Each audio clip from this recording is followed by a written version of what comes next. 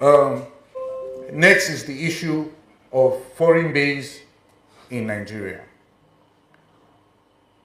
We do not have any foreign base in Nigeria. We've said this more than enough times. We do not have any foreign base in Nigeria. Anyone who is saying that is trying to be mischievous, is trying to be misleading, and definitely has an agenda. When it comes to foreign base, we do not have. Whether any country, there is no foreign base in Nigeria. And the reasons are also not far-fetched. We do not want our country to be a ground for proxy war. Okay? We don't want our country to be a ground for proxy war. You accept one person, the enemy of that person will start following you. That is proxy war. We don't want that. So anywhere you hear anybody talking like that, I think they are talking like that as a distraction. I heard one of the African leaders say something like that. That's a distraction from him tackling the problem in his country. I will just leave it at that. It is our duty to defend our people, and in so doing, if not through peaceful means, then through the force of arms. Accordingly, on the 25th of December, a coordinated joint operation was conducted between the air component and the land component of Operation Fansanyama to destroy Lakurawa terrorist groups in their hideout at Gidan Bisa and Gidan Rutua in Jirukon Forest, Sokoto State. Prior to this operation, there was confirmed and heightened terrorist activities in the area. Accordingly, sustained intelligence, surveillance, reconnaissance was conducted for extended period of time to confirm the presence of the terrorists hibernating there, and to also make sure that those in that location were indeed terrorists. Indeed, because of the painstaking measures, the operation, which should have taken place on an earlier date, had to be rescheduled to the 25th when that operation was conducted. The operation was planned as a joint effort to leverage the air component precision strikes capability and the land component ability of having the boots on the ground. Now, how was this operation conducted? It started with pre-operational intelligence, surveillance, and recognition missions to confirm the terrorist activities within the general area. Thereafter, human intelligence were deployed and their reports collaborated the intelligence, surveillance, and recognition findings, emphasizing the strategic importance of neutralizing the location. Having confirmed, aircrafts were dispatched to conduct precision airstrikes on the identified hideouts at about 0600 hours on that day.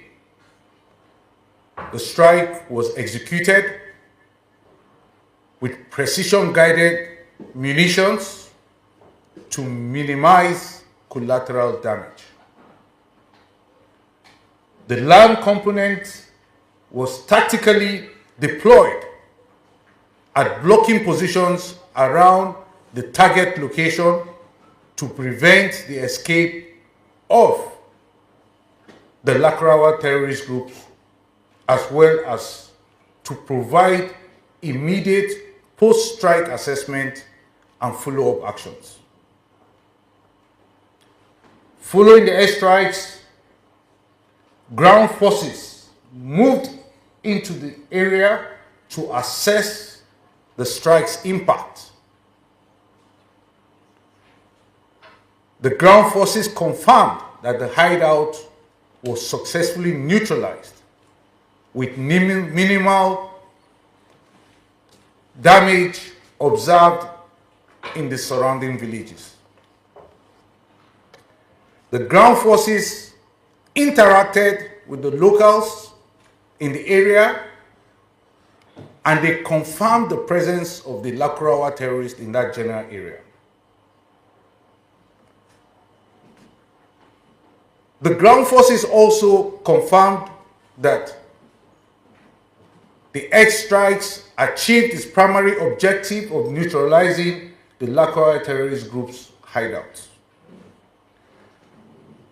The destruction of the key infrastructure of the terrorist groups was also confirmed, as well as the effectiveness of the strike was confirmed by the ground forces that were on site.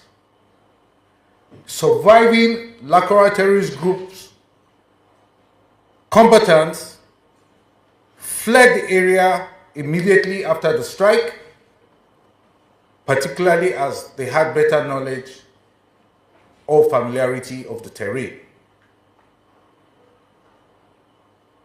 Others among them were neutralized. Locals confirmed that the Lakurawa terrorists stayed in the village and used the general area as a staging area for the conduct of their operations. Also, intelligence surveillance and reconnaissance, as well as human intelligence reports prior to the operation, consistently indicated the hideout was a high concentration terrorist location. The airstrike, at the end of the day, had minor impact on the surrounding villages. The airstrike indeed hit logistic base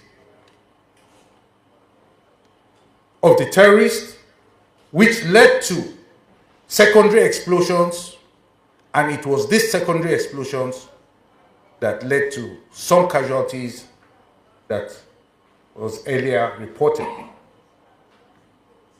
The neutralized Lakurawa terrorist combatants were burnt, indeed, beyond recognition, because they were hit directly by the strikes.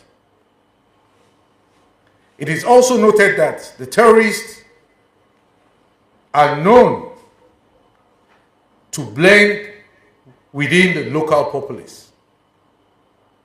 We knew about this, and it is for this reason that we painstakingly made sure that we minimized civilian casualty in this strike. And because the terrorists blend among the civil populace, it is often difficult to differentiate friend from foe. In summarizing, I will say that troops target terrorists and not innocent citizens. Having said that, we must also remember that war is ugly and horrible in every sense.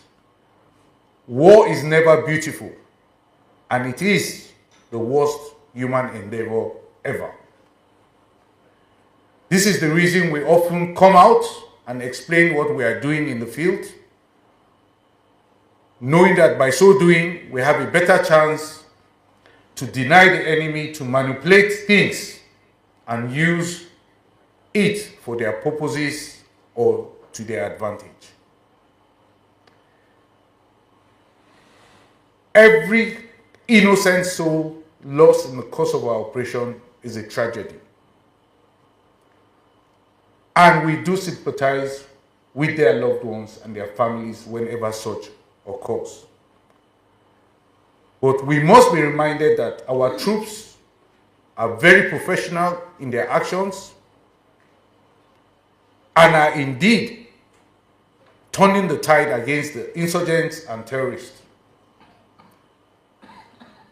We encourage citizens and say that together we make extraordinary difference, even as ordinary people. We call on your support always. And we want to thank the people in that community that tremendously helped our operation to be this successful.